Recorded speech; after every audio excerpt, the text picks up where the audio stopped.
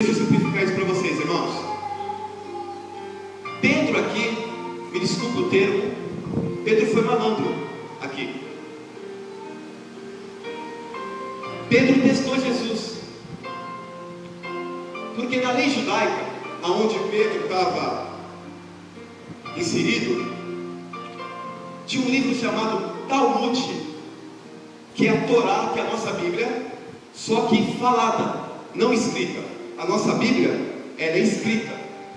E os judeus, ele tem uma Bíblia escrita e uma falada, que é a Torá, que é a nossa Bíblia, e uma outra chamada Talmud. E na lei dos judeus, você só podia perdoar 3 vezes. E Pedro sabia disso. E Pedro, para querer se agradecer com Jesus, ele falou assim: Senhor, então devemos perdoar 7 vezes? Por quê? 7 é o número da perfeição. Então Pedro, ele brincou ali com Jesus. Ele foi até malicioso. Porque na lei judaica, você só poderia perdoar teu irmão 3 vezes. A Bíblia fala sobre perdão e perdoar 397 vezes nos 66 livros da Bíblia. 397 vezes a Bíblia fala sobre perdão.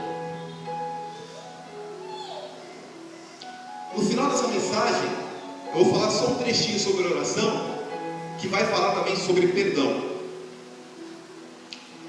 Então Pedro, ele falou assim: Senhor, então devemos perdoar 7 vezes.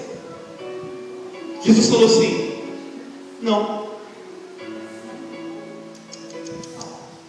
Devemos perdoar 77 vezes 7. Alguns irmãos aqui podem fazer a conta, vai dar 400 e pouco. 490. Mas não é esse o mistério. Não é esse o mistério. Foi feito um estudo no maior hospital americano, um dos melhores hospitais do mundo, que 75% das pessoas que estão internadas com câncer, com depressão, é falta, retenção de perdão. Sabia que se você não perdoar teu irmão, tem doenças físicas para isso? Tem muitas pessoas que estão doentes hoje no hospital por ódio, por ressentimento contra alguém. Isso é comprovado cientificamente. Isso não é história da carochinha. Muitos crentes estão enfermos por falta de liberar perdão para alguém. Muitos. Sabe por quê? Porque nós temos dificuldade de perdoar. Todos nós aqui dentro, sem exceção. Sem exceção. Sem exceção. O que Deus me mostra aqui é sem exceção. Às vezes, o nosso cônjuge fala alguma coisa, a gente fica remoendo aquilo há anos. Não libera o perdão. Aí o casamento é destruído. Mas Senhor, eu não venho ter destruído. A última palavra que Jesus falou no pé da cruz: Pai, perdoa-os, que eles não sabem o que fazem.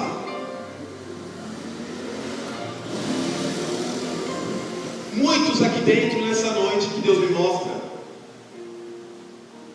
que tem dificuldades espirituais, a vida está travada por falta de perdão.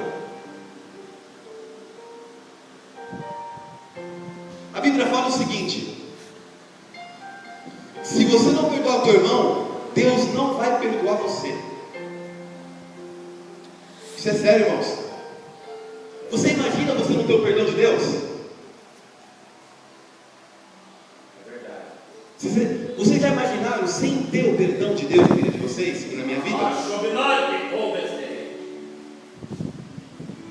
Irmãos, eu vou falar uma coisa aqui que até as igrejas é contra. E eu também não estou me importando com isso.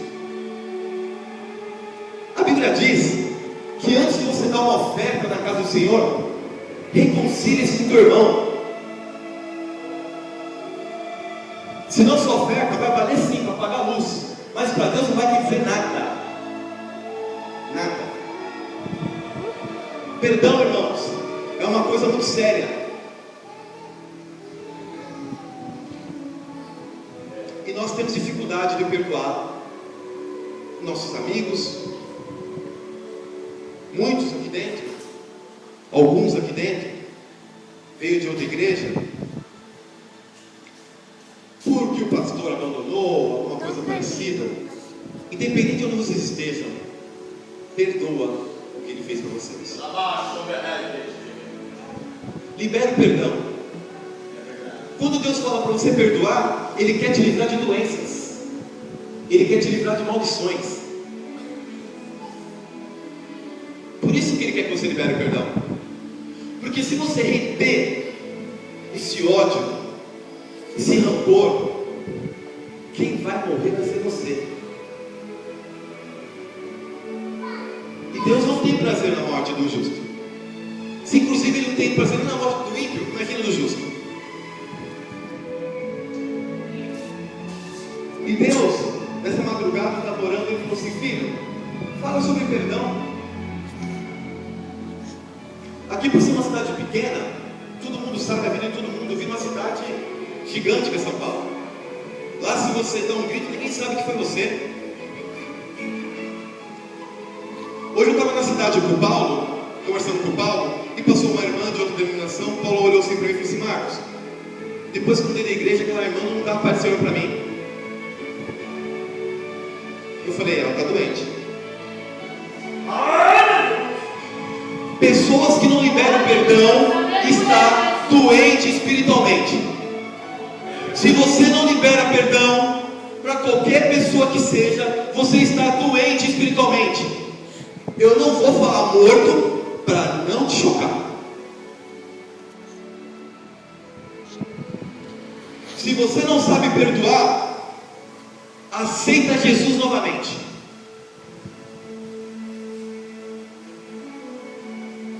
Tem pessoas aqui que Deus me mostra que são rancorosas. Não vou citar por nome para não envergonhar, tá? Que Deus não envergonha ninguém.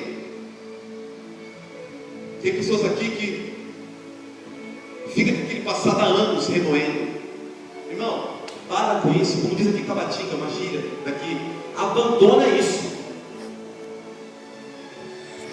Abandona isso. Quer ser vitorioso? Primeiramente, libera o perdão. Tinha em São Paulo, eu dava palestra de casais, e uma mulher falou assim para mim: Marcos, eu amo meu marido, só que ele fez uma coisa no passado que eu não consigo perdoar. Eu falei: então o teu casamento não vai ter sucesso. Essa mulher está doente, gente. Ela está depressiva. Hoje tem muito crente depressivo dentro da igreja. E a depressão é uma doença que ela mata você aos poucos. A doença da alma, gente. Não tem doença pior. Não tem remédio se não for Jesus. É verdade, aleluia. Não tem remédio. Então, 70% das pessoas que estão internadas, segundo os estudos médicos, são por reintenção de perdão.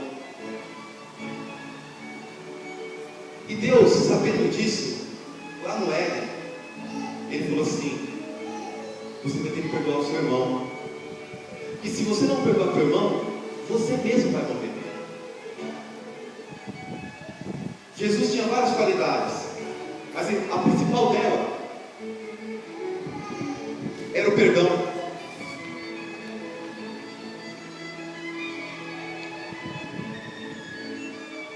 Quando Jesus colocou aquele número de 490, como Paulo disse,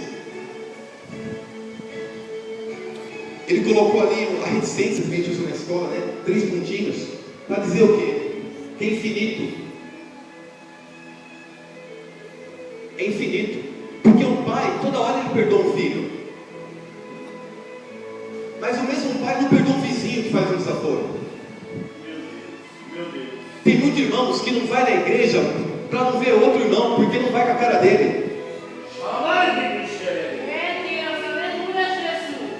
Se tem alguma pessoa aqui no nosso meio que é assim, aceita Jesus novamente.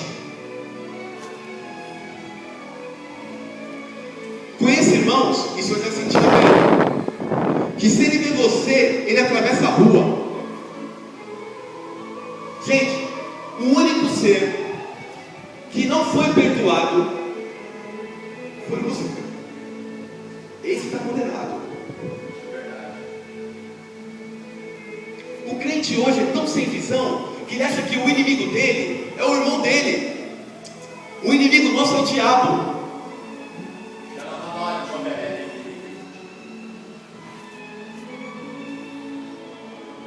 Quando o pastor presidente montou essa igreja,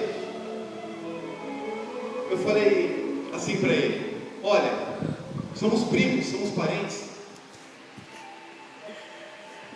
mas o meu modo de encarar o evangelho é sim, sim, não, não. Passou daí, é o diabo. Eu estava numa igreja onde a irmã Josi, que é uma satisfação estar com você de novo, que o pastor falava assim: você nasceu para ser feliz. Me mostra aonde está na Bíblia. Nós temos felicidade. Quando a Bíblia fala no Salmo 23, o Senhor é meu pastor e nada me faltará, não faltará lutas, viu, irmãos? Não faltará aflições. Jesus garantiu uma felicidade lá. Aqui na terra ele não garantiu. Ele não garantiu. Você vê que como o nosso evangelho está hoje. A irmã, ela foi dar um testemunho de bênção material. Ela ficou meio constrangida, eu percebi. Porque, não. Deus tem o melhor para a gente, irmão.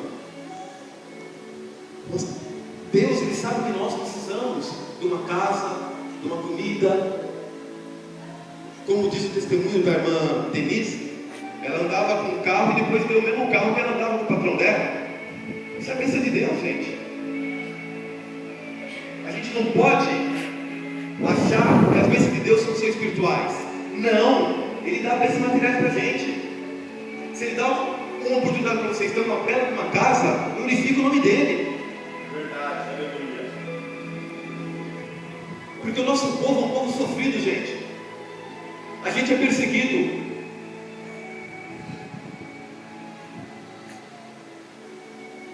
Eu, para estar aqui, eu tive que perder tudo. Eu não queria estar aqui.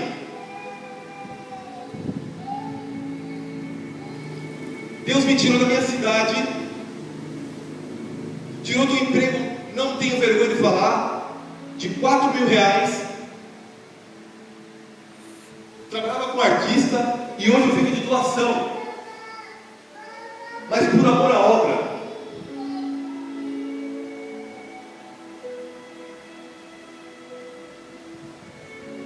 Sabe o que falta para a gente, irmãos? É amar esse Jesus. Nós somos campados de interesseiro. Nós só queremos dele, não damos nada para ele. Eu não estou falando de dinheiro, não. O culto da vitória não é de quinta, não. Que é o culto restituições. O culto da vitória é hoje, o culto da oração. Se você não orar, você não tem vitória.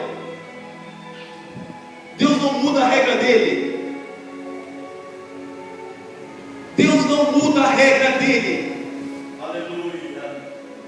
Antes de Adão e Eva pecar, Deus falava